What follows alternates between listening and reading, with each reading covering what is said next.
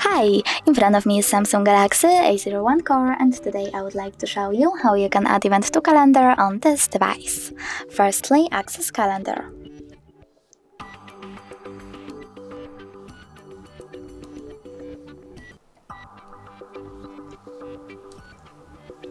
Now you need to pick a date and click on this plus icon at the bottom right corner.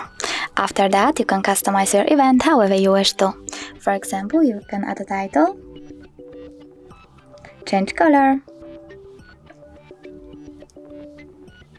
pick starting hour, ending one, or turn off this feature by clicking on all day.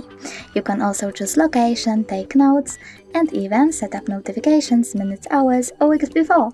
When you're done, you need to click save at the bottom right corner.